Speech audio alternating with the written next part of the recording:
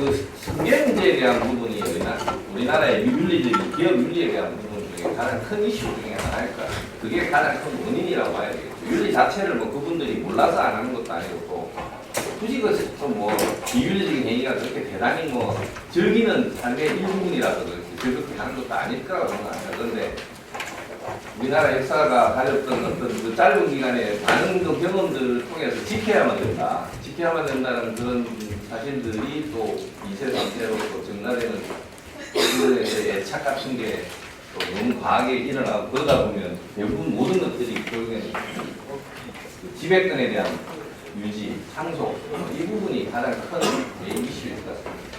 상당히 많은 부분의 전략가들이 우리의 뭐랄까 좋은 머리가 좋은 아이디어들이 그런 데 사용하는데 좀 아쉬움이 있죠. 예를 들어서 전 세계를 대상으로 그런 머리를 썼다면 더 많은 발전을 할 수 있었는데 불구하고 아쉽게도 한 기업의 승계를 위해서 쓰는데 우리의 그 엄청난 두뇌들이 그 집단들이 사용되고 있는 것이 좀 안타까울 뿐이죠. 그런데 사실은 이 문제가 1900 최근 들어서 나온 문제가 아닙니다. 1990년대부터 이 문제를 계속해왔고 그때도 구조적인 문제의 원인으로 봤을 때 그렇게 승계 문제라는 것은 이미 알고 일교로는 조동석 총장님께서도 이 관련된 컬럼을 쓰셨던 걸로 기억나는데 정확하게 지금 내용은 기억은 안 나지만 엑시스를 시켰죠. 한 번에 엑시스를 전반적으로 한번 시켜주고 국민의 공감대를 얻고 그 다음에 그들이 기여한 바도 있긴 있으니까 어쨌든 파산 조치 등을 통해서 우리나라는 사실 기업한테 말도 안 되는 특혜를 준 거죠. 그 모든 사채를 공개시켜버리고 현대화도 부도나기 직전인 상태였는데 사채를 공개시켜버리고 그냥 어쨌든 거의 프리로 만들어버렸죠. 사채를 갚을 필요가 없는 상태가 남의 돈을 그냥 정부가 뺏어서 그냥 면제시키는 그런 조치들을 통해서 우리나라의 대기업이 지금 현재 와 있고 그런 거에 불구하고 그들이 대단한 뭐 노력도 한 거 부분도 있으니 어쨌든 정리해주자라는 개념에서 이야기를 해줬는데 자기는 이미 그를 쓸 수 있는 시간은 너무 지나버렸고 이제는 백식 구조도 지금 거론하기는 어려운 상태가 되어버려서 이렇게 잘 풀어야 되는데 이제 더 이상 국민이 용납할 수 있는 수준의 액식 구조는 더 이상 없을 것 같습니다. 그래서 뭐 기업들의 윤리, 우리나라 기업들의 윤리, 비윤리적인 행위들이 대부분 다 상속, 정량에 관련된 부분이라는 점은 아마 여러분들도 공감을 하시는 차원에서 그 정도 간단한 이야기하고 오늘 준비 이야기를 마치도록 하겠습니다.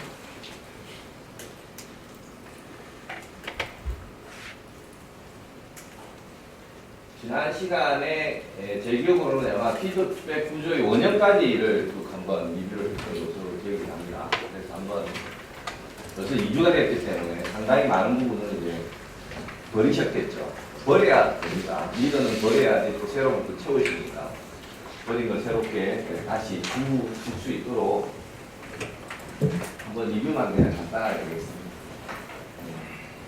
총 10가지의 그 원형, 아키타입을 말씀드렸고 그 아키타입을 이용을 하게 되면 사회 현상들 중에 핵심 구조들을 이해하는데 굉장히 유용하고 그리고 핵심 구조가 어느 정도 파악이 되면 여러분들께 직관적으로 이해를 할 수 있는 부분이니까 대부분 다 그러니까 이런 간단한 원형과 그다음 앞으로 다가올 미래들에 대한 부분이 어떻게 될지를 직관적으로 해보고 싶은 부분이 있는데 그런 거를 구조적으로 풀 때도 이런 원형들을 이용하시면 유용하게 사용할 수 있습니다. 그래서 10개를 소개시켜드렸는데 그 중에 첫 번째가 양의 피드백 루프가 모여서 생기는 exploration, 그 다음에 시간 지연이 있어서 생기는 균형화고리, 그 다음에 미니 퀸 V9의 그 플러스 루프와 마이너스 루프를 미니 퀸 V9, 그 다음에 의도하지 않은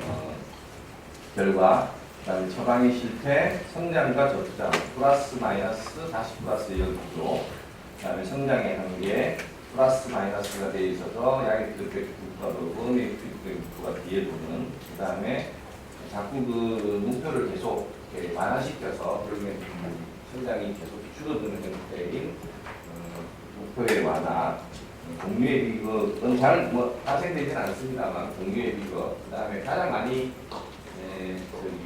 이루어지는 게 이제 그 저감 같은 부분에 피드백 루프의 원형들이 있었던 것을 말씀드렸습니다. 그리고 피드백 루프들이 가지는 어떤 미래에 대한 파동의 성격, 미래에 대한 파동의 성격을 크게 뭐 요약하면 이렇게 그림으로 보여드렸습니다. 이 그래프만 잘 기억하시면, 물론 이제 우리가 어느 시점에 있는지를 정확하게 파악하는 것은 매우 어렵습니다. 매우 어렵습니다. 그 시간에 대한 이야기를 꺼낼 수 있는 사람은 많이 없다라고 이미 그건 제가 말씀을 드렸고, 시점에 대한 부분을 가장 잘 활용하기 위해서 주로 사용하는 방법 중에 하나가 파도를 타라든지 아니면 그 같이 공명장에 들어가라든지, 그래서 그걸 탱고 개념이라고 하는 말씀을 한번 드렸습니다. 그러니까 시점을 파악하기 위해서는 그 시스템 안에 들어가서 이렇게 관찰하고 동조할 수밖에 없다라고 말씀을 드렸습니다. 어느 시점에 있는지 잘 모르기 때문에 사실은 미래를 알아도 미래를 예견할 수 있어도 사실은 어떤 시점에 결정을 내릴지가 참 애매모호한 부분이 없잖아 있습니다만, 저희 이게 실생활에서 여러분이 기업 내에서 사용할 때도 어느 정도 활용할 수 있습니다만, 지금 박사님들한테는 연구 논문 주제로서 이야기하는 학술적인 이론적인 부분에서 이야기를 하기 때문에 이론적인 부분에서는 이런 미래의 예측 그래프를 그리는 데는 이런 원형들의 컨셉이 굉장히 유용할 수 있습니다. 사회 많은 현상들이 지금 이런 형태로 나타나게 될 수밖에 없고, 그것은 시간 지연이 되고, 산업 동태론에서 마이클 시스템 다이나믹스의 그 개발자인 제이 포레스터 교수가 산업 동태론을 통해서 밝힌 불힙 팩트 같은 사람의 전반적인 모든 사이클릭한 어떤 비헤이비어들은 결국에 시간, 어떤 정보의 지연, 시간의 지연, 가치의 지연 때문에 생길 수 없는 어떤 당연한 현상이다라는 걸 밝혀냈고, 그 다음에 시간 지연이 생김으로써 사람들의 행동이 과대한 오버슈팅, 오버액션 이런 형태로 나타나서 그 문제를 좀 악화시킨다고 말씀을 드렸습니다. 그리고 종국적으로는 어떤 레인포싱, 강화 루프에다가 밸런싱이 들어간 시점에 사람들은 이 시점 되면 이제 가만히 내버려 두면 스스로 다시 회복이 되는데, 이 시점에 무슨 정책이 가입되죠. 꼭 그렇습니다. 이게 그들이 의도해서 그런 게 아니라 대부분의 정책 기반을 하기 위해서 어떤 전략을 준비하기 위해서는 현상을 파악하고, 현상이 어느 정도 드러났을 때 그때 감시하고 그다음 준비를 해서 대응을 하려고 하면 시간 지연이 당연히 들어가지 않겠습니까? 그러면 이미 이제 어떤 루프가 이제 밸런싱을 안정화 고리로 들어가 있는 상태에 새로운 그 정책에 대응하는 액션을 취하게 됩니다. 그러면 그냥 원상태로 회복될 수 있는, 안정화될 수 있는 이 상태의 그래프를 더 가속화시켜서 급격하게 콜랩스를 시키는, 혹은 급격하게 가속시키는 형태의 현상을 왕왕 나타나게 됩니다. 대부분의 경우가 이제 부동산 정책과 관련되기 때문에 시간 지연이 있는 이런 형태, 혹은 뭐 파동을 많이 겪게 되는 일반 농수산품 이런 부분들이 많이 생긴다고 봤습니다. 이런 어떤 기본적인 동적 가설하고 동적 거등에 대한 어떤 레이아웃만 그 머릿속에 두셔도 미래 예측을 하는데 굉장히 유용할 수 있다는 말씀을 드렸습니다. 이게 처음에 타이틀은 이겁니다. 질문에 대한 답. 첫 번째 시간에 제가 질문을 드렸었습니다. 박사님 이제 이 그림을 그렸었죠. 그때 제가 질문의 답은 이 상황에서 그 회사를 수익을 극대화시키는 방법은 무엇인가라고 말씀을 드렸죠.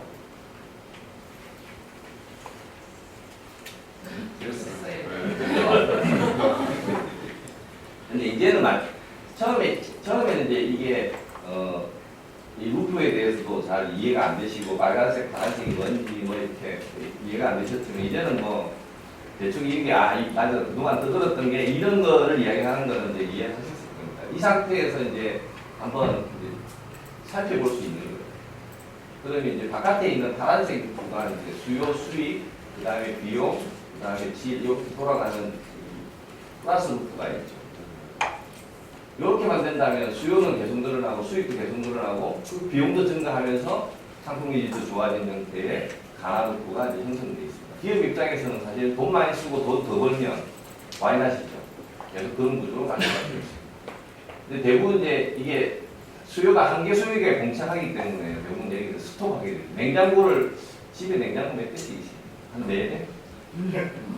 아니요, 생각보다 많아요. 지금 요즘 4대 정도 있어요. 김치 냉장고, 와인 냉장고. 아니 많다니까요. 생각보다 냉장고가. 왜 그러세요? 자, 냉동고 따로 사시는 분 있죠. 김치 냉장고 따로 있죠.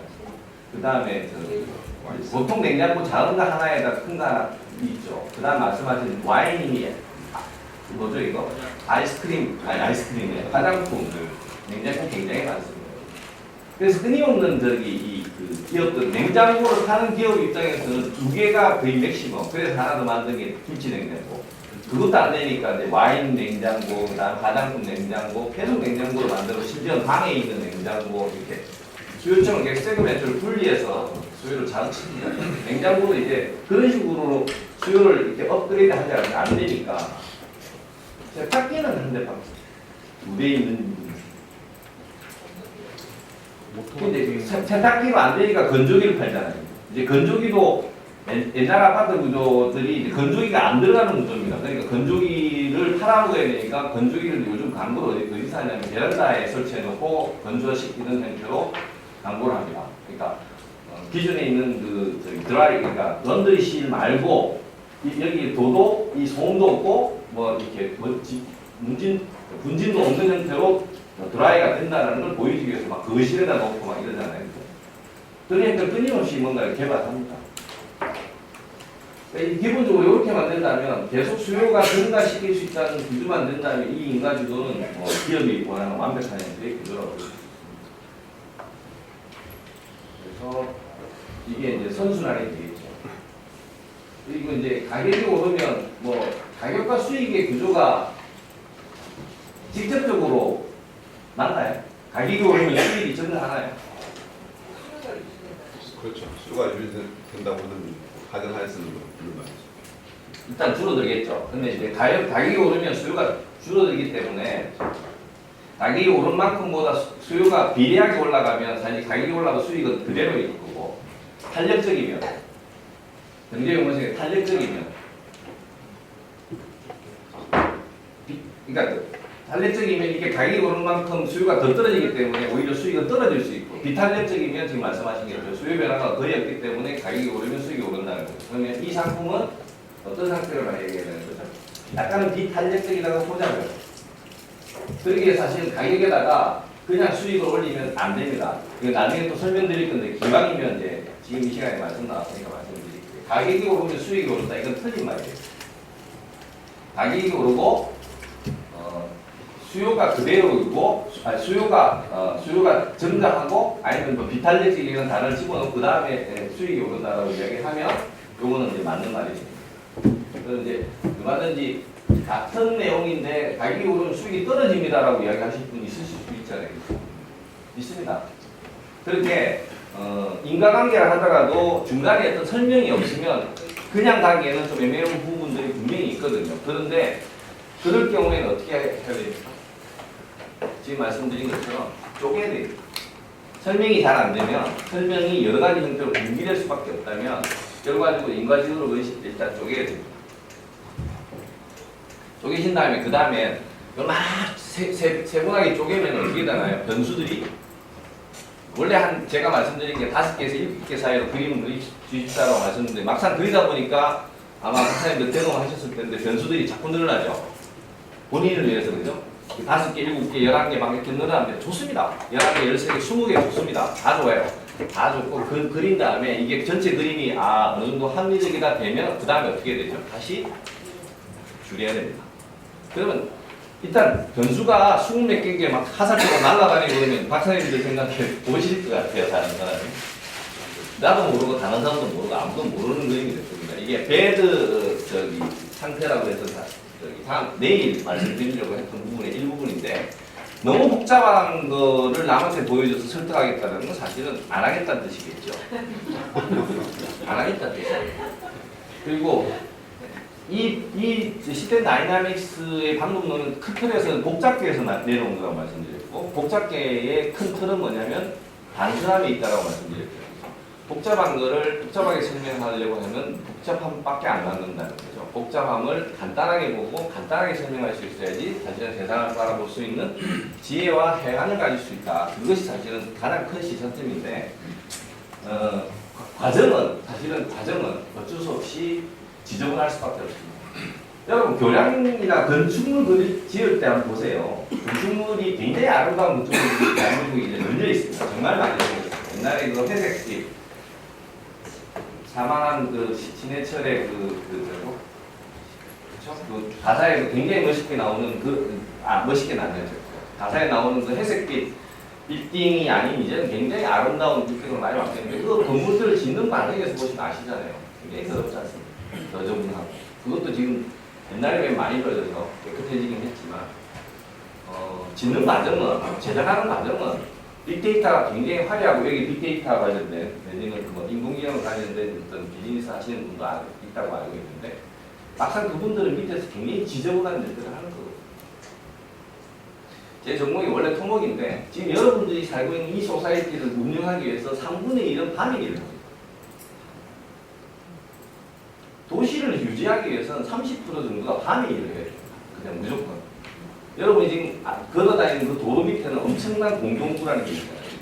그 안에 지하에 있는 엄청난 시설들이 들어있어요. 전기시설, 하수시설, 상수시설, 온갖 발전시설만 등등이 쫙 있는데 그거를 유지가 되게 계속 하거든요. 누군가는 말도 안 되는 구멍에 기어다니면서 이렇게 두들기고 본단 말이에요. 이게 30%는 됩니다. 그리고 대부분의 도시 내 유통은 밤에 이루어지잖아요. 마켓컬리. 그렇죠? 요즘 뭐 더 많이, 더 늘어나는지 줄어들지는 않거든요. 여하튼 제작하는 과정은 지저분할 수밖에 없습니다. 그리고 그 운영하는 상황에서는 사실은 좀 지저분하죠. 그렇지만 그 지저분한다는 건 내 노력을 그대로 보여준다는 건 사실은 그렇게 좋은 방법은 아닐 거라고 보입니다. 그래서 단순하게 이야기했을 때 우리가 보편적으로 가격이 오르면 수익이 올라줬으면 하는 희망 같은 것도 집어넣어도 되고 나중에 누군가 질문을 하면 그건 이래서 이렇게 됐다고 부연 설명하면 되는 거예요. 일이 다 넣게 되면 그 다음에 이제 서로 이제 벽을 쌓는 겁니다. 그렇게 보시면 되고 일단 뭐 수익이 늘어나면 마찬가지로 상품 개발 비용을 안 쓰고 딴 데 쓰는 데 있잖아요. 모아놨다가 M&A 하고 그럴 수도 있잖아요. 하지만 일반적인 어떤 그 정상 상태로 보고 판단을 해야 됩니다.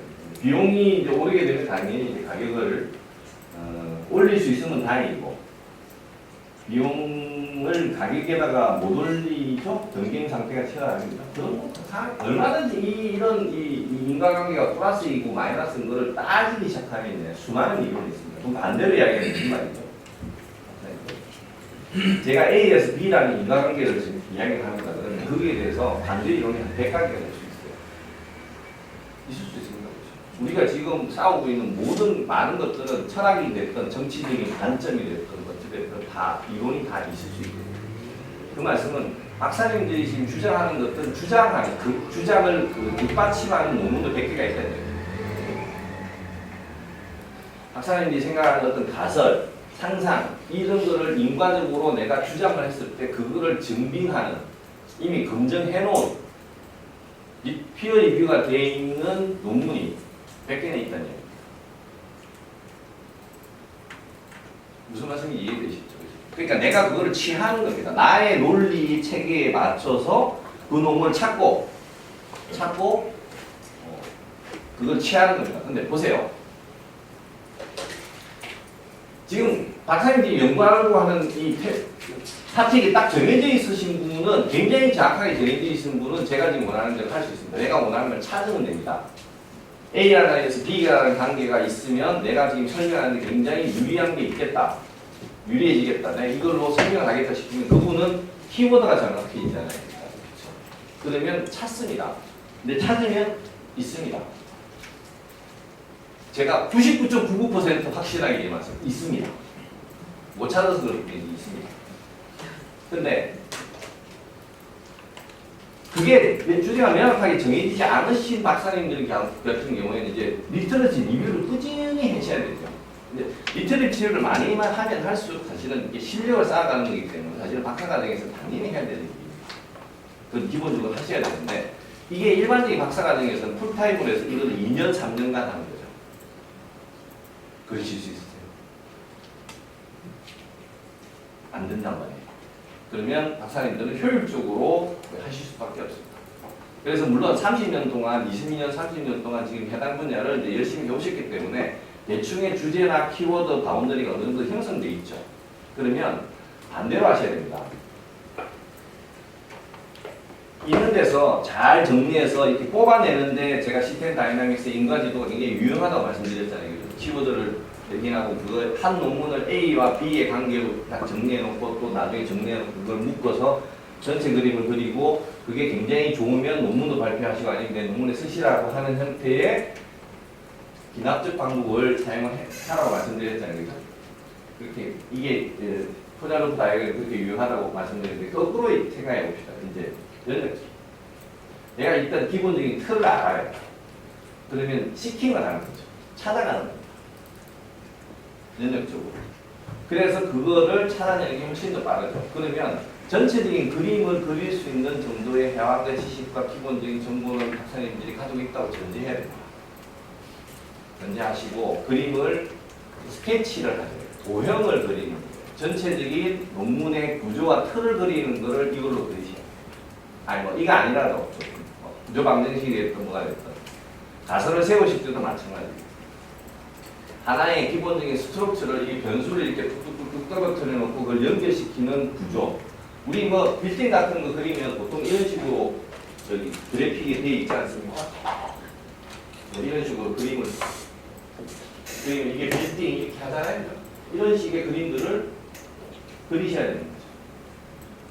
그 그림을 그려놓고 필요하면 사실은 이제 서칭해서 찾으셔야 돼요. 그리고 그 논문이 내가 주장하는 것을 근거한 논문인지 아닌지를 이제 읽어보시고 판단하시는 게 사실은 연역적으로도 다 도움이 됩니다. 근데 연역과 기납을 둘 다 혼용해서 사용하시면 좋은 거지. 연역이 좋고 기납이 좋고 그건 좀 아니거든요. 그래서 지금 이 내용을 말씀드리는 이유 중에 하나는 사실은 가격과 수요 혹은 비용과 가격 이게 아직은 있는지 없는지만 퀘션이라면 일단 비워두시고 구조만 틀만 만들면 약간은 비워도 좋습니다. 그리고 그 다음에 그것이 굉장히 괜찮은 양의 피드백 루프가 된다면 실제로 경력은 양의 피드백 루프를 찾는 겁니다. 대부분의 경우 가끔가다 음의 피드백 루프를 찾는 경우도 있습니다만 양의 피드백 루프를 찾는다는 전제하에라면 이 비용과 가격 구조를 양의 구조를 만들 수 있는 케이스 스터디를 한다든지 혹은 논문을 찾는다든지 혹은 이론적 근거를 찾는다든지 하는 방식으로 논문 제작 과정을 진행하시면 될 것 같습니다. 여하튼 오른쪽도 양의 피드백 루프. 그럼 이 두 개의 양의 피드백 루프가 있는 거를 우리가 뭐라고 그러죠? 금상첨화라고 그러죠. 그렇죠. 양의 피드백 두 개가 도는데 이런 금상첨화가 어디 있겠습니까? 마치 제가 주역에서 말씀드린 것처럼 양이 총 6개 있는 개하고 마찬가지죠. 정말 좋은 개입니다. 근데 세상이 늙었듯이 녹록치 않은 게 있습니다. 그러면 이 그림을 한번 다시 보겠습니다. 이게 그림이 뭐지? 자, 이게 양의 피드백 루프가 돌고요. 그 안에 또 하나 양의 피드백 루프가 돌고요. 여기 음의 피드백 루프가 있는데 이런 느낌이 이게 사실은 제가 전달하기 좀 어렵긴 한데 이게 막 돕니다. 그렇죠? 막 돌죠. 이게 더 잘 돌게 하려면 어떻게 하면 되죠?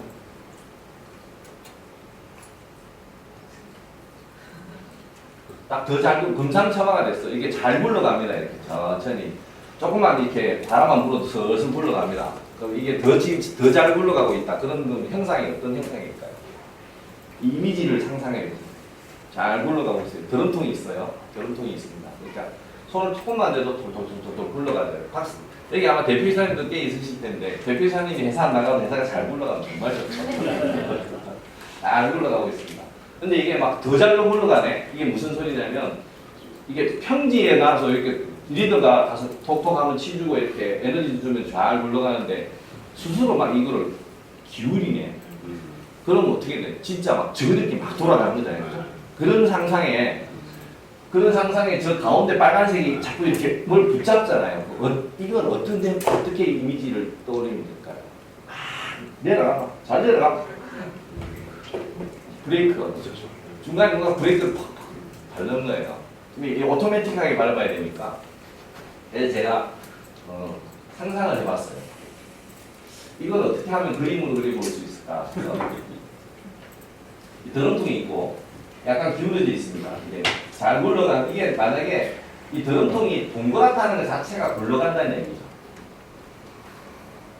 네모나면 이거 굉장히 굴리기 힘듭니다. 뭐 그래도 굴러가긴 가겠지만 이 동그랗다는 이야기가 사실 잘 굴러간다는 뜻이고 그 다음에 이게 기울어져 있다는 건 더 잘 굴러가는데 얘가 이제 가끔 브레이크를 내야 되니까 이렇게 드럼통 앞에서 이제 가로막는 거죠. 그렇다고 얘가 안 굴러가는 거예요. 굴러가지 않습니다. 그죠?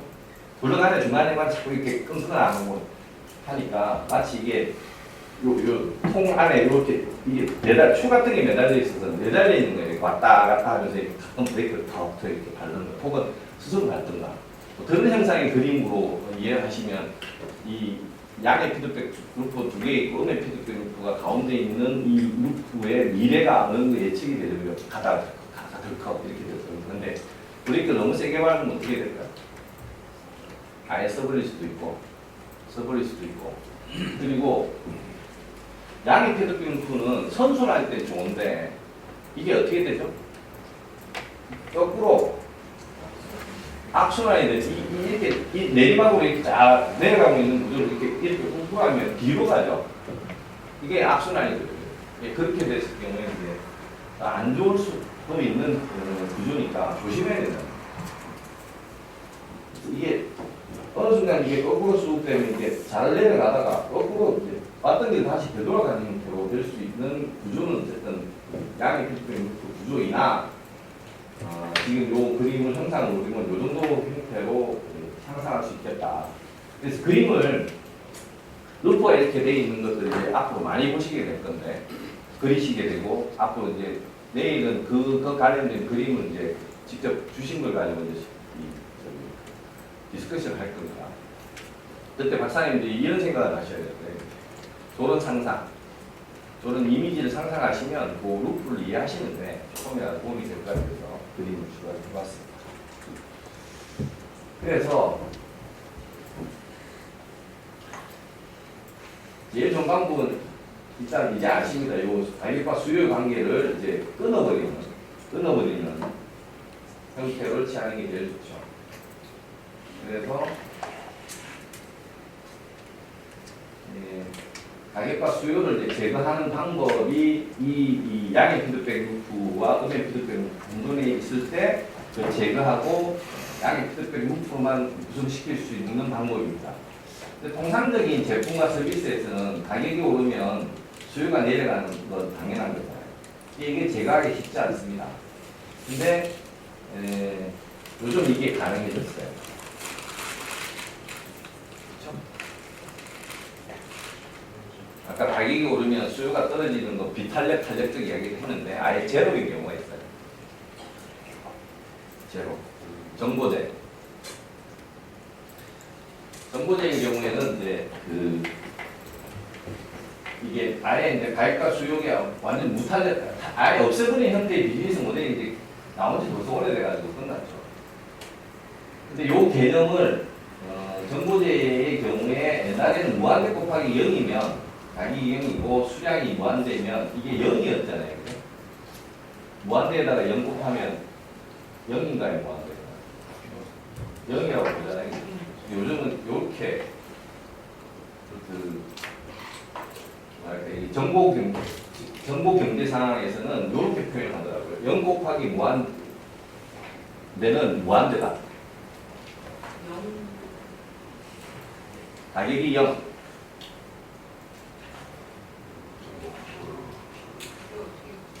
예? 이게 수학으로는 당연히 우리가 알고 있는 무한대 곱하기 0은 0인데 요즘에 그 정보경제는 무한대 곱하기 0은 무한대라는 거예요. 가격이 0이라 하더라도 매출이 무한대로 된다. 수학적으로 이야기하십시오. 그렇죠. 그렇게 저렇게 설명을 한다는 얘기예요.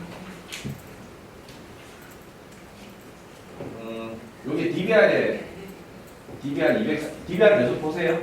학교에서 계속 나눠드리고 있는 것 같은데.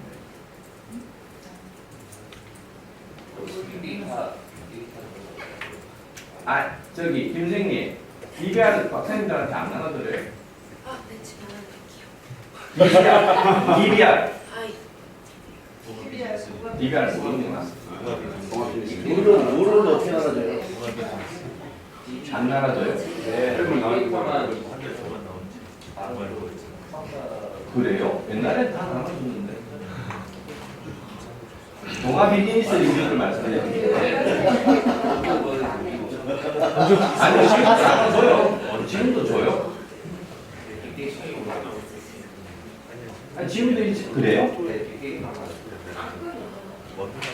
한번 알아보겠습니다. 저기 동아 비즈니스 리뷰에서 나온 적입니다. 그래서 여기에 괜찮은 콘텐츠들이 꽤 있고요. 박사님도 논문에 참조하실 만한 것들이 많이 있습니다. 그리고 여기가 좋은 게 뭐냐면 그래픽이 좋아요.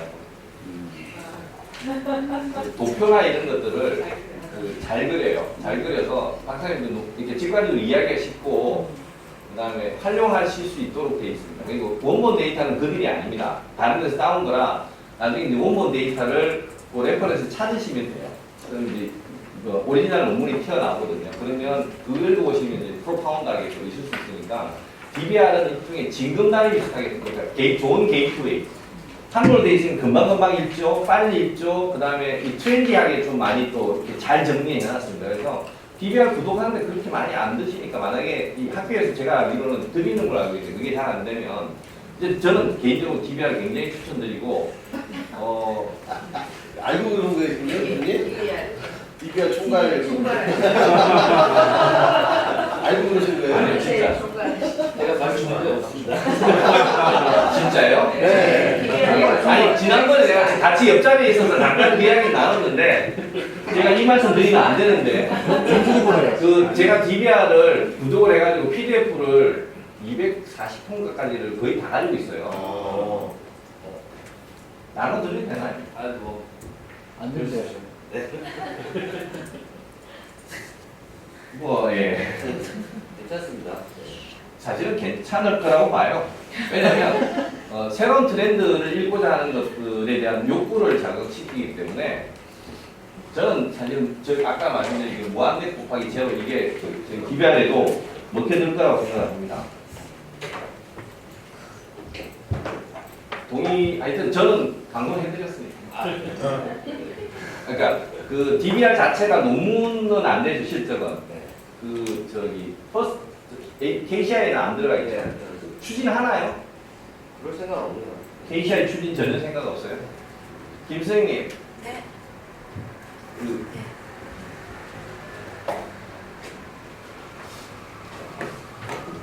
웬만한 다른 저기 뭐 하버드 비즈니스 리뷰는 다 이런 잡지인데도 불구하고 저기 그잖아요. SCI. 거기는 잡지잖아요. 그리고 거기 논문 형식을 거의 안 취해도 돼요. 케이스 스타디만 해. 그러니까 나는 왜 동아가 그걸 안 하죠? 본인이 어쨌든 꽤 괜찮은 트렌디한 논문들이 많으니까 참조하시자는 말씀을 드리고 게이트웨이나 스텝 하기에는 좋습니다. 그래서 동기 잘 만나셨으니까 좀 이렇게 적당히 뭐 가격 할인 잘 받으셔가지고 안 해줘요, 안 해줘. 안 해서요? 그러면 우리 저기 모아가지고 단체 교육을 해보세요. 여기 어시스트 박사 뭐 2019 이렇게 해가지고 회사에서 마치 단체 구독하듯이 해가지고 네, 알겠습니다. 그러면 만 원씩도 안 내셔도 될 것 같은데 그러시면 뭐 그렇죠? 맞죠? 아이디어는 궁금해하는 거예요, 사람들이. 법인을 하나 비슷한 게 하나 만드세요. 여기에도 이제 나온 표현 그대로 쓴 겁니다. 그래서 공유경제든 정보경제, 우버, 지금 문제가 많지만 지금 2017년도에 논문 이거 나왔을 때는 뭐 작년 시장이 나오면서 플랫폼 뭐 대단했었죠. 근데 그것이 2년 지나고 나면 2019년, 2020년 앞으로 이제 이 윤리적인 문제와 같이 일자리 문제가 복잡해서 또 다른 서클들이 사이클이 이제 돌기 시작하긴 하겠지만 어쨌든 당시로서는 이런 가액과 수요를 제공하는 방법은 최첨단 경영 기법으로서 각광을 받았었고 뭐 이들의 시가총액은 뭐 상상을 초월하는 정도로 올라갔습니다. 늘 말씀드리지만 기하급수적인 성장은 이런 성장이 아닙니다. 네, 이런 성장입니다. 왜 그가 이렇게 될 수가 없죠? 왜냐 이거는 일반적인 그냥 뭐 단순급수적인 성장의 계란이라고 칩니다. 뭐 또 다른 방법이 있을 수 있나요? 제일 좋은 방법은 그 지난 시간에 말씀드렸지만 그 전략 방법 전략에서 말씀드렸지만 가격과 수요를 플러스로 만드는 방법이 있습니다. 가격이 오르는데 수요가 증가시킵니다. 있죠? 말씀드렸잖아요. 가격이 오르는데도 수요가 막 증가되는 희귀제를 만들어가지고 그 명품백이 2억인가 25억인가를 올려놓고 실제로는 절대로 안 팔면서 뭐 1억짜리를 파는 상수를 한다든지 또 희귀제 같은 경우에는 명품 이런 거는 가격이 오르는데도 수요가 막 증가돼요. 오히려 더 증가하죠. 뭐 그런 형태의 비즈니스는 일반적인 비즈니스는 아닙니다만 가격과 수요를 관계를 끊어버린 비즈니스는 보통 옛날에는 이게 말도 안 되는 비즈니스였지만 지금은 일반화되어 있는 비즈니스 영역이라는 말씀입니다. 그리고 자극적인 이제 강의록을 안 보셨으면 합니다. 이게 지금 여기 정답을 제가 이미 강의록에 다 드렸기 때문에 별로 도움이 안 되는 것 같아요. 그래서 이걸 한번 봐주십시오. 그 다음에 숙제를 하나 또 드렸, 그때 질문을 하나 또 드렸던 게 이겁니다. 우리나라 가계 신용 시장의 붐버스트 사이클 정도라고 해서 이제 2013년도에 했던 연구인데요. 우리나라의 가계 부채 위기가 발생하는 원인하고 방지 위한 해결책을 제시하면서 그때 이야기했던 게 제가 잠깐 보여드렸던 게 이분이 이 사이클, 이 유동성 위기가 오는 사이클에 대해서 이렇게 구분을 해놨다고 말씀드렸죠. 이 방식이 좋은 방식은 아닙니다. 뭐 이렇게 해가지고 뭐 어떤 게 이렇게 문제의 해결책인지 금방 알 수가 없습니다. 라고 해서 질문을 던졌습니다. 이거에 대한 논문을 읽어보시면 물론 뭐 분석해놓고 결론 쫙 나왔겠죠. 분석의 내용들은 대부분 다 요게 붐 사이클이 있다라는 내용에 대한 어떤 내용 분석들이 대부분입니다. 시간을 다 저기 PDF는 그냥 넘어가겠습니다. 뭐 이 내용을 사실은 저도 모릅니다. 여기 금융 전문가, 신용 전문가가 아닌 이상은 아마 이 부분 다들 생소하실 거니까 본문은 다 스킵하시겠죠, 그죠? 저도 안 볼 거고 선생님도 관심 없으면 안 보시는 분이니까 이제 뭐 붐앤버스트라는 단어가 제가 이제 그 시스템 다이내믹스에 한번 다룬 적이 있어서 퀴트 MBA에서 이 강의했다는 말씀을 드렸죠. 우리나라에 암호 MBA 하고 있는데 거기에서 붐앤버스트가 이게 전형적이거든요. 지금 그때 강의를 할 때 400만 원이었거든요. 그때 3월에 강의할 때 모를 거니까 걱정하지 마세요. 이렇게 안 샀어요. 학생들을 좀 진정시키려고 그랬는데 지금 얼마까지 올라갔나요? 그렇죠. 1200, 또 200이 또 올랐어요. 20%가. 여전히 또 붐버스트거든요. 거의 붐버스트. 그때 400만 원이었어요. 이제 받아쳤으니까 오를 겁니다. 저는 사실은 많이 올라가야 중장기적으로 한 600만 원 정도 오를 거라고 생각을 했는데 거짓말은 아니고 마무리 날 600만 원 돌파하고 전까지 1000만 원까지 순식간에 올라갔어요. 1200만 원. 3월에 400이었어요. 붐앤버스트를 이야기하면서 이제 사례 이야기를 하면서 이걸 찾았고 논문을 이제 제가 쭉 봤죠. 그랬더니 그림이 이런 게 그려놨어요. 잘 그려놨다. 공급선 확대 증가, 사이클처럼 보여가지고 괜찮은데. 근데 이거 가지고 비전문가의 신박사님이 전문가시고 이선영 박사님을 제가 무시하는 건 아니지만 이거 보면 모르시는 부분이잖아요, 그죠? 모르는 분야에 대해서 뭐 물어보면 이거 해결책을 어떻게 알라고 모릅니다. 알 수가 없습니다. 그런데 그 방법을 한번 생각해 보시자고요, 박사님들. 그려봅시다. 이따가 제일 먼저 하는 게 뭐죠? 변수를 따는 거죠. 변수. 유동성 공급이라는 변수 하나 땄네요. 그 다음에 연체율. 그 다음에 또 하나가 잠재유형. 연체율은 겹치니까 빼고. 그 다음에 상승 조직, 뭐 상승 이런 건 다 이제 액션이니까 인과관계니까 다 뺍니다. 유동성 공급 또 하나 겹치니까 빼고. 연체율 또 나오네요. 또 하나 이제 옵션에 같은 게 다중 채무자율이죠. 이런 거 한번 별도로 한번 처리해도 괜찮겠네 생각이 듭니다. 맞습니까? 연체율이 일반화된 연체율이 있고 다중 채무자 위주 가로치고 연체율이라는 게 있으니까 이건 별도 변수로 처리해도 되겠네라는 생각을 저는 했습니다. 하여튼 인간적으로 어떻게 그리실지는 정답은 없는 겁니다. 누구나 아무 때나 자기 의지대로 그리시면 되는데 대충 비슷하게 되겠죠. 근데 전체적인 그림의 결과로서의 양과 음의 성격은 틀리면 글쎄 그거는 조금 불안할 것 같아요. 어떤 변수를 취할지는 그거는 좀 다를 수 있는데 물론 이제 변수의 인과관계를 플러스 마이너스를 다른 거를 취해버리면 플러스 마이너스 성격도 사이클의 성격도 완전히 바뀌니까 관점이 달라지면 뭐 완전히 다른 관점으로 접근하실 수밖에 없긴 하겠지만 이런 틀 내에서 주어진 틀 내에서 문제를 가지고 아마 그리셨을 때는 제 개인적인 의견을 개입하지 않은 상태에서 그린다면 아마 비슷하게 그려질 거라고 보여집니다. 그 다음에 이제 손실 처리 이것도 하나의 변수를 가질 것 같습니다. 그 다음에 자산 건전성, 잠재 유형, 연체율 또 나왔고 시장 확대 전략, 수립, 시장 확대 전략 수립까지 하는 부분에 변수를 넣을 것 같습니다.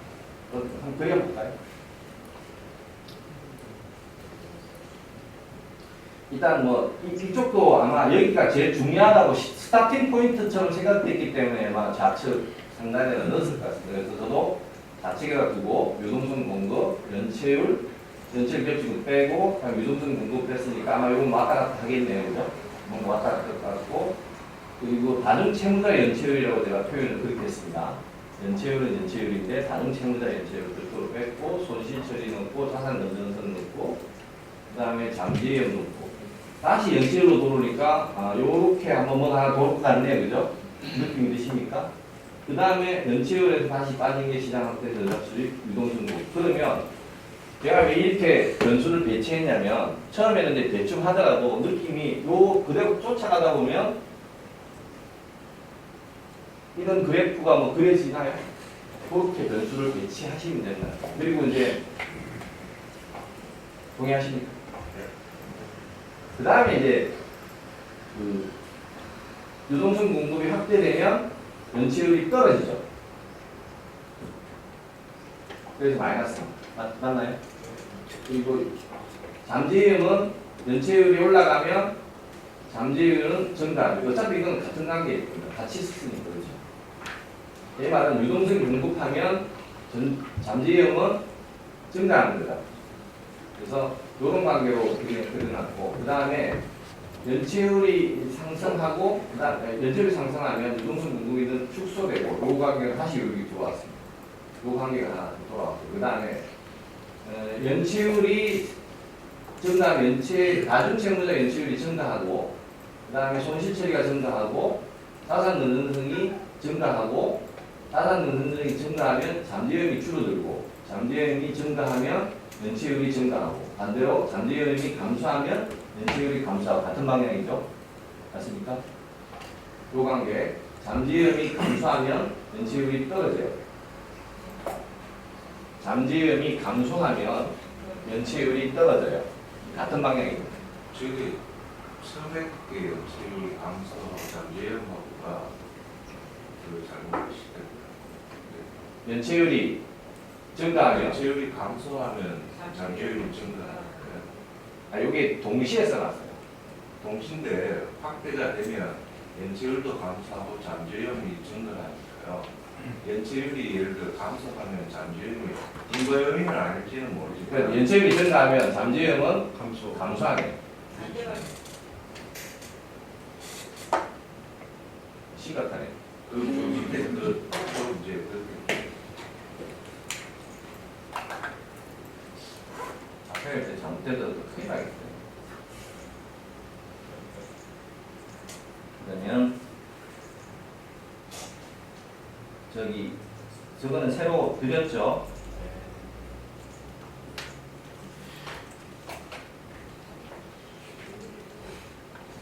이게 빨간색이라는 말씀이시죠? 연체율이 증가하면 잠재위험은 늘어나죠. 아니 그러니까 저게 인과관계가 아닌데 지금 인과관계를 저렇게 표시를 해버리시니까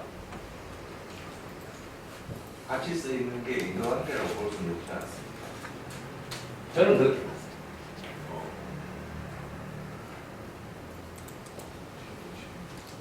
연체율이 증가하면 잠재위험은 증가하고 저기서 박스 내에 연체율 있는 거. 감소하고 잠재율이 증가하니까 그게 공급 확대가 돼서 연체율은 감소하고 잠재율은 증가하는 거예요.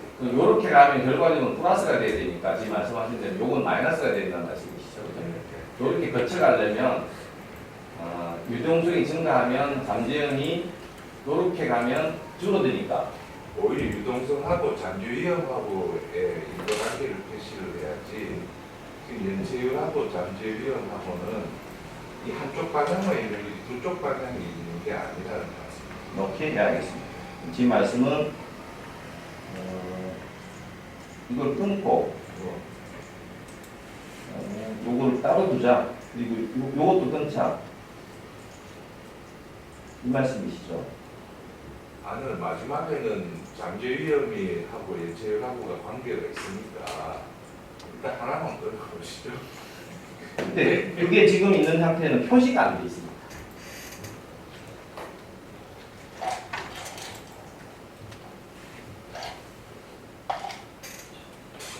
유동성이 증가하면 잠재위험은 증가하는 요 상태로 두자는 말씀이잖아요. 일단은. 그렇죠? 요거는 그냥 플러스를 주죠.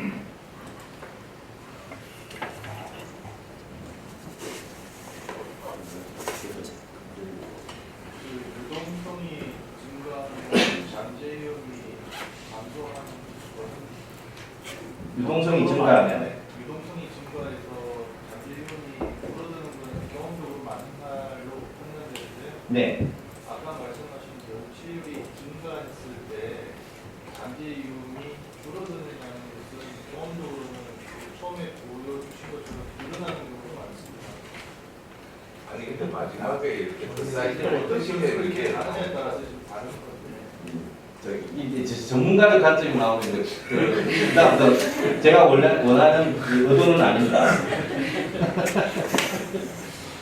저는 전문가가 아니고 이거에 대해서 생각도 안 했고 있는 변수만 가지고 그래도 된다라는 걸 보여드리기 위해서 샘플 가져왔는데 이건 이제 하나씩 따지면 전문가의 관점이 나오면 이게 또 맞고 틀리고 해야 되는 얘기가 나오는 거예요. 그래서 그런 사례를 말씀드리려고 했던 건 아닌데 지금 그럼 그렇게 그려보죠 뭐. 말씀하신 대로. 아니 저도 뭐 내용은 모르는데 저도 이제 교수님께랑 똑같은데 아 그래요? 예, 제일 마지막에 잠재위험 감소 대비 연체율이 하락을 하니까 저 관계는 있다는 네, 그러면 지금 말씀하신 대로 요 관계는 일단은 저기 책에 있는 그대로 그러니까 본문에 있는 그대로니까 요 관계는 두자고 말씀했는데 그거는 저도 동의하고요. 근데 뒷부분에 이제 어떤 박사님이 말씀하셨는지 모르겠는데 그거까지는 제가 이제 본문에 없는 내용이니까 빼자고요. 여기까지는 맞습니까? 동의하시는 거죠. 여기는 이제 책에 있는 내용이니까 유동성이 공급이 증가되면 잠재위험은 증가한다. 맞나요? 손실 처리가 커지면 자산 건전성은 하락을 하고 자산 건전성이 하락을 하면 손실 처리가 커지면 자산 건전성은 떨어지나요? 네네 그렇죠.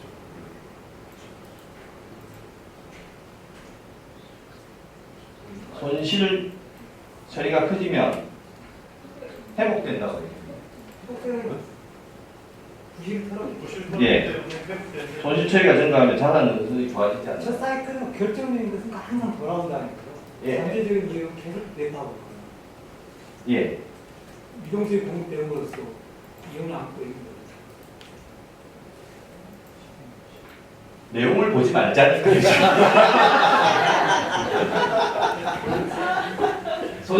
그래도 합리적으로 한번 해보시죠. 손실 처리가 증가하면 손실 처리를 많이 했으니까 어쨌든 자산 건전성은 좋아지는 거잖아요. 표현했을 때 맞지 않나요? 자산 건전성이 좋아지면 잠재위험은 감소하는 거 당연한 거고 잠재위험이 감소하면 연체율이 떨어지나요?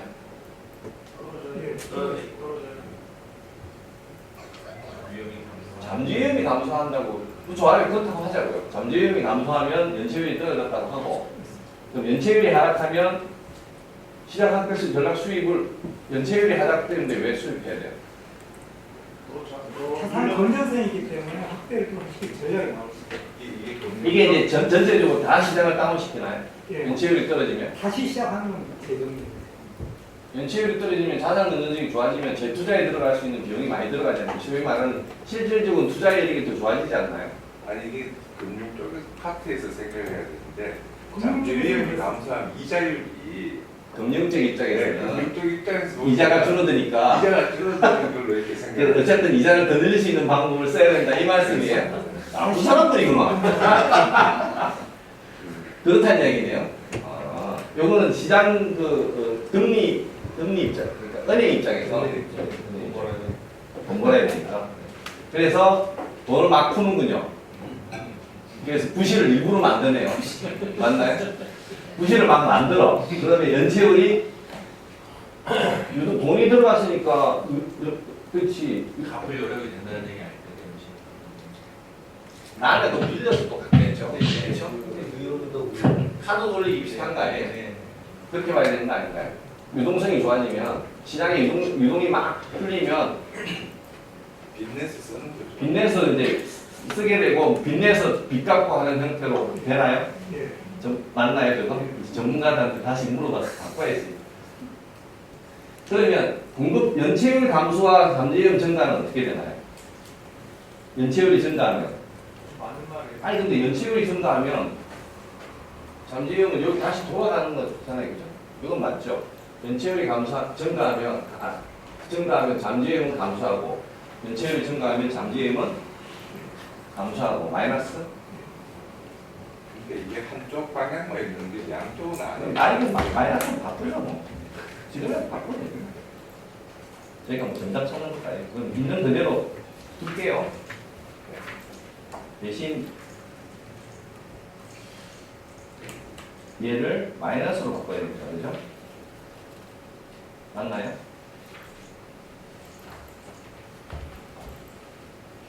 맞습니까? 네. 그렇지. 이게 지금 말씀하신 대로 정확한 거니까. 그리고 캡심에서 이렇게 선택한 다음에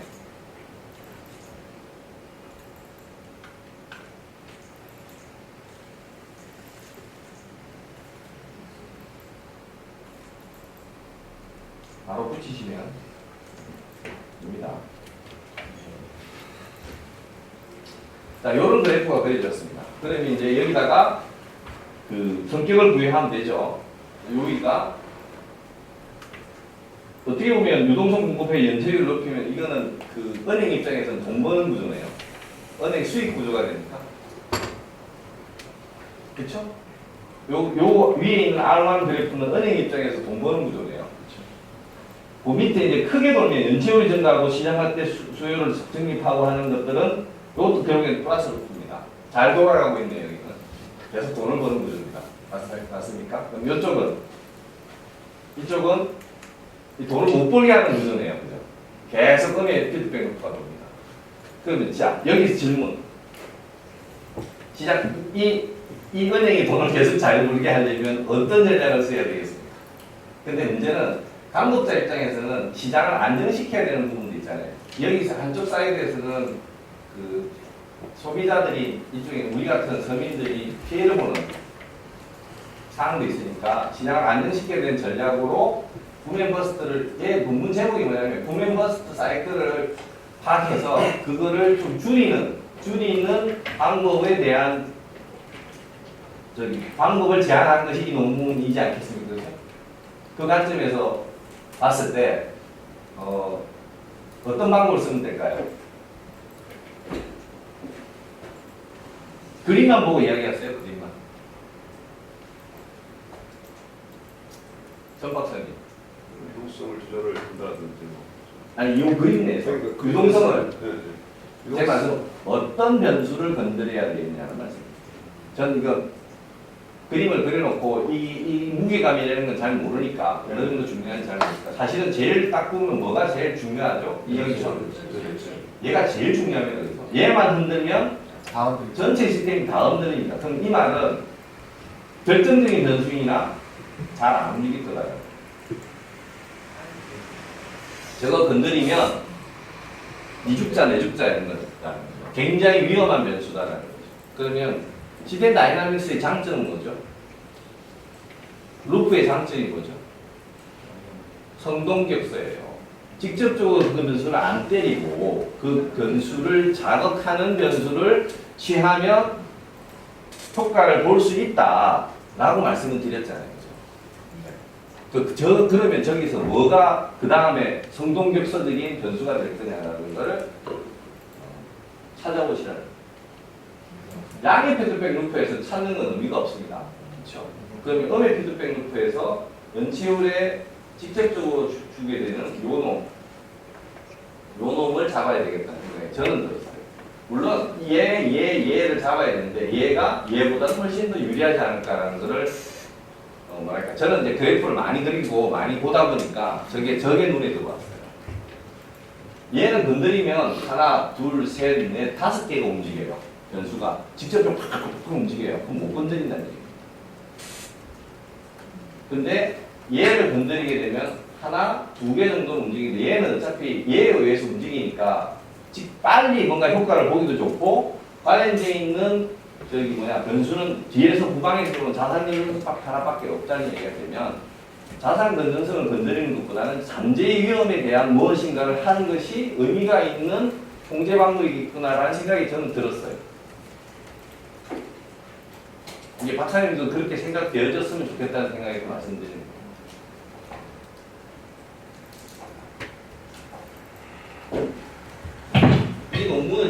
이 논문을 저는 발견을 하고 본버스트 케이스로 사용하려고 그리고 내용을 솔직히 말해서 하나도 안 읽었어요.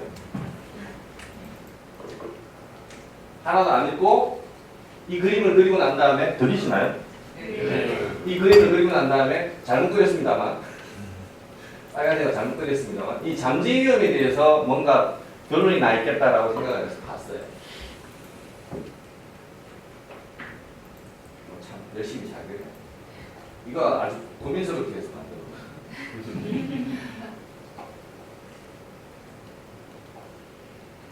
잠재임을 어떤 형태로든 뭘 좀 해야 되겠네. 뭘 해야 될지는 잘 몰랐어요.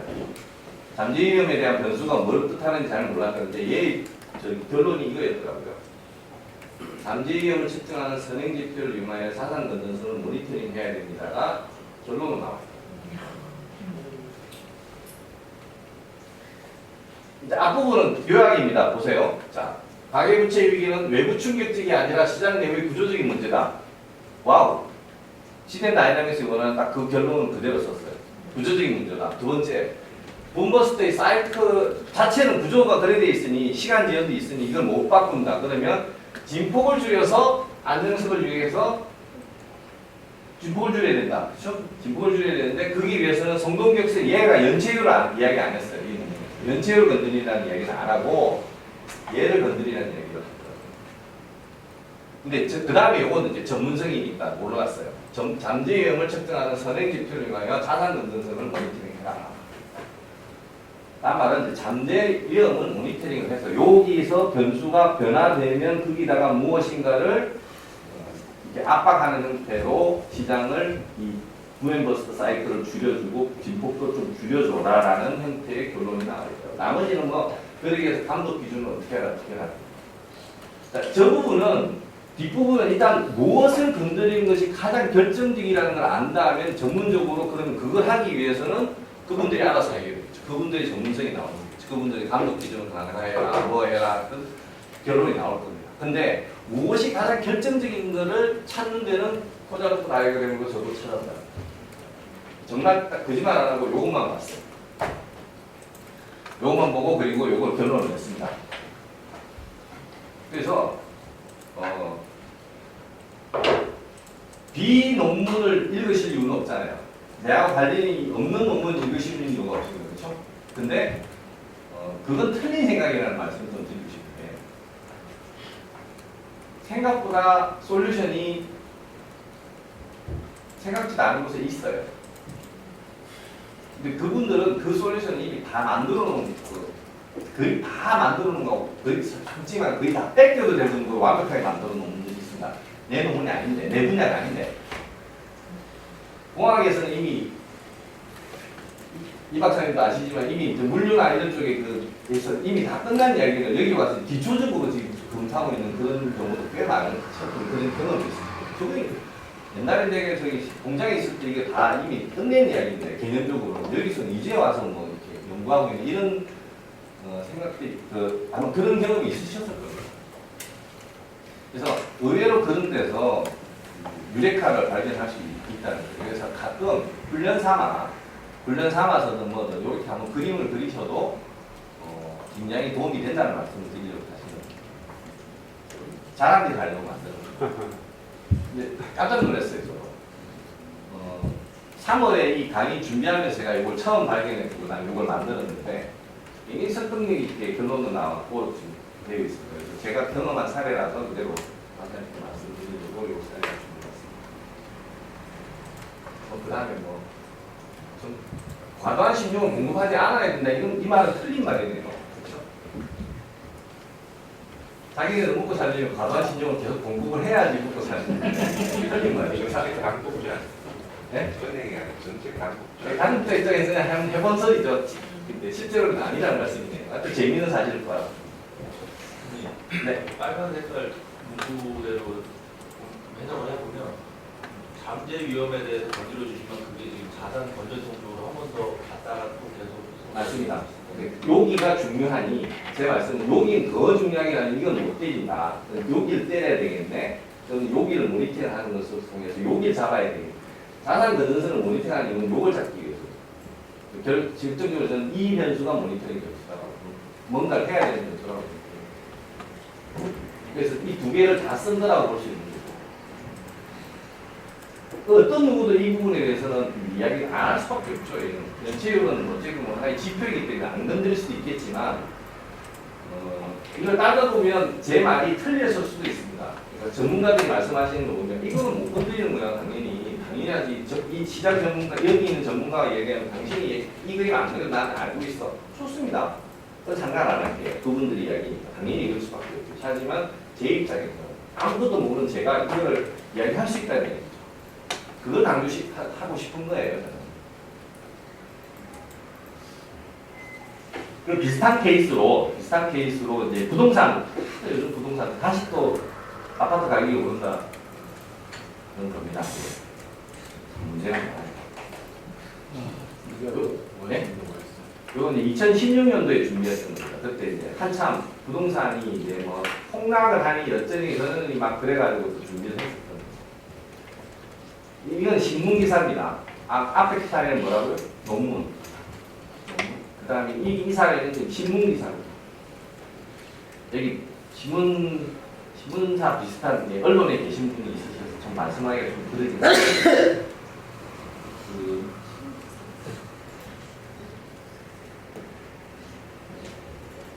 좀 이렇게 마케팅적 기사를 쓰시는 분들이 좀 가끔 많더라고요. 그래서 공급자 측면에서의 어떤 기사, 수요자 측면이 아닌 공급자 측면에서의 정책을 이제 유도하는 형태의 신문 기사들이 왕왕 있습니다. 그래서 그나마 이 기사가 대부분 단편 이렇게 인터넷 신문사들이 그냥 카피 앤 페이스트 하기 때문에 내용이 아무것도 없는데 그나마 어디서 그 정치적인 관점 빼고 조중동이 그나마 제대로 된 기사를 쓸 수 있는 필력을 가지고 있는 그 언론사이더라고요. 그래서 이제 뭐 전후좌우 논리 그다음에 이런 게 있어서 그쪽에 있는 기사를 읽어보시면 그림 그리기가 좋습니다. 뭐뭐 하면 이런 식으로 쭉 설명을 해요. 그래서 여기 보면 어쨌든 아파트가 엄청나게 공급이 많이 돼서 입주 쓰나미가 예상된다. 물량이 많이 들어오는데요. 그 물량이 많이 들어오면서 물량이 많이 들어왔을 때 왜 입주 쓰나미가 발생하는지에 대해서 쭉 설명을 해놨습니다. 이런 소화 불량은 입주 대란이 되었습니다. 입주 전 중도금과 잔금 굉장히 디테일하게 썼습니다. 중도금과 잔금을 치르기 위해서는 새로 전세를 놓거나 새 주택을 처분해야 하는데 물량이 많으면 이게 어려워진다. 잔금을 마련하려면 전세금을 내놓게 되고 전세값 떨어지고 세입자는 못 구하고 그래서 역전세가 생기고 그래서 잔금이 안 들어오면 건설업체한테 잔금이 안 들어오기 때문에 자금난이 이어지고 자금난이 안 좋아지면 부실이 생기고 부실이 생기면 은행 건전성도 악화된다는 식으로 쭉 설명을 해놨고 기사의 말미에 항상 뭐가 있죠? 부동산 전문가는 이러이러한 대법을 제시했다 이렇게 나오지 않습니까? 그거를 과연 그 사람이 말하는 해법이 맞는 건지 틀린 건지 비전문가인 제가 한번 풀어봤습니다. 잔금을 마련한 입주 예전자들이 떨어지고 하는 것을 잔금이 이제 여력이 좋아지면 전세까지 오르고 전세까지 오르면 주택 여력은 줄어들고 그다음에 전세까지 오르면 주택 자금이 여력이 좋아지고 그다음에 요게 오르면서 주택 경영 상태가 좋아지고 은행 건전성이 좋아지면서 건전성하고 대출 부분이 엮이고 대출이 많아지면 중도금 잔금이 엮이면서 전세값의 주택 공급과 공급 과잉 상태를 맞물리는 요 상태까지를 쭉 한번 그려봤습니다.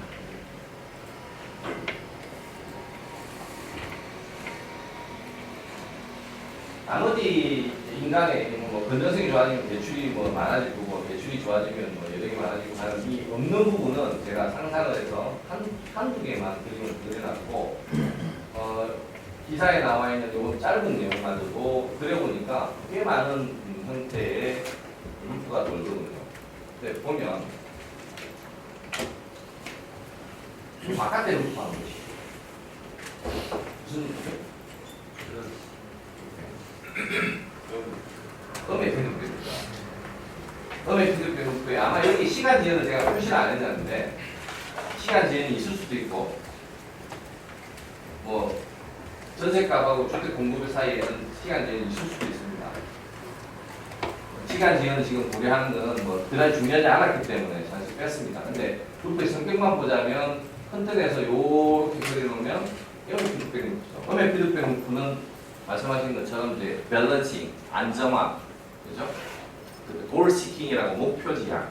이 목표 지향은 아니고 그냥 안정화. 안정화될 텐데 왜 난리지라는 이제 생각이 들었어요. 음의 피드백 루프의 성격이면 저렇게 어차피 뭐 약간의 파동이 있을 수도 있고 그 와중에 사실은 이제 전세에 대한 그 불편한 이해관계자들이 생길 수는 있겠지만 정책자 입장에서는 그냥 내비두면 될 건데 왜 이걸 저렇게 기자가 날릴까라는 생각을 해보게 되면서 한번 봤어요. 서울 아파트 전세가 추이라든 이게 16년도 그랬구나. 16년 다음에 18년도까지 한번 돼 있는 데이터를 봤더니 전세가격이 점점 떨어지고 있다는 얘기예요. 그러면 이 말은 뭐냐면 전반적으로 이 서울시의 전세가 추이 안 보이시긴 한데 정부 통계가 이래요. 정부 통계가 있어요. 잘 안 보이시죠? 이 말이 뭐죠 이게? 요 그래프의 전형이 뭐죠? 안정화되고 있잖아요. 그죠? 전반적인 트렌드에서 보면 항상 이렇게 큰 틀에서는 안정화되어 있는 상황입니다. 그러니까 어느 시점에서 막 고돌감을 뜨는 거죠. 근데 지금 이게 2016년도가 요 시점이고요. 요 앞에 시점이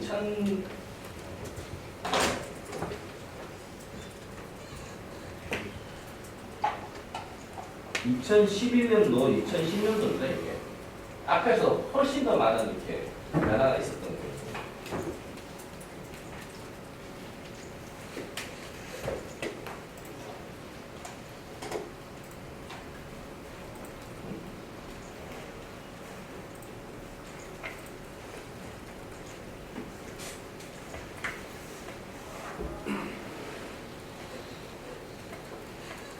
그런데 이제 굳이 이거를 제가 원형을 한번 설명드렸던 게 있는데 엑스플로레이션 개념인데 음의 피드백 문구가 두 개가 맞물려 소련과 미국의 군비 경쟁을 하면서 한번 사례를 했는데 둘 다 밸런싱 문구입니다. 음의 피드백 문구가 맞물려 있거든요. 근데 이게 레뷰 스틸 이야기 한번 드렸던 것 같아요. 이게 음의 피드백 문구가 물려 있는데 하나의 변수가 물려 있는데 이게 풀리면 음이 풀리면서 양의 피드백으로 바뀌는 사례가 있습니다. 라고 한번 말씀드렸어요.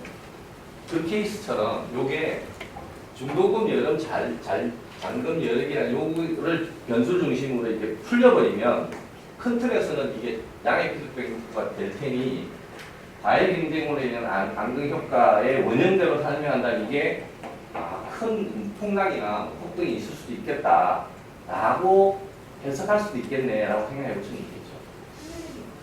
응? 아.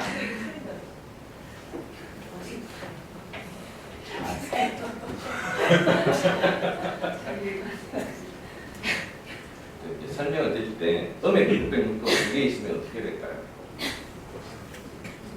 상상해. 그러니까 음의 피드백 루트 2개가 이렇게 불려 있어요.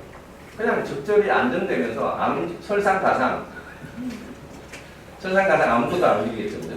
아닙니다. 설상가상이라는 말은 양의 피드백 루트가 2개 있을 때 설상가상이죠. 금상첨화나 설상가상은 똑같은 이야기입니다. 이쪽은 오른쪽 그렇죠. 둘 다 똑같은 거예요. 그러니까 어떻게 보면 요지부동 내지는 아무것도 못하는 형태가 음의 피드백 루트 2개가 되어 있는 요지부동이에요. 요지부동. 이게 요지부동 정도가 이 정도로 안 움직이고 안정화되어 있는 상황인데 어쩌다가 보면 이게 한 번씩 풀릴 때가 있습니다라고 말씀드린 적이 있어요. 왜 풀리냐는 잘 몰라요. 어떤 원인에 의해서 풀렸을 때 갑자기 이게 확 하고 퍼지는 현상이 생기는 걸 발견하고 이걸 어떻게 설명할까 해서 설명했던 부분이 음의 피드백 루트가 2개가 한 변수로 묶여있던 것이 이게 이 변수의 힘이 빠지면서 풀리면 전체적으로 보면 이렇게 네. 그러면 전체가 뭐죠? 음과 음이니까 짝수기가 돼서 양의 피드백 루트가 됩니다.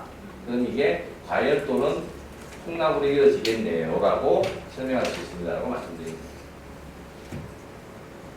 시겠습니다. 칼같이 시겠습니다. 아까 선생님이 보여주셨던 그래프는 전세가 유리잖아요. 맞습니다. 그런데 전세가 유리라고 하는 건 지금 너무 많이 들어요.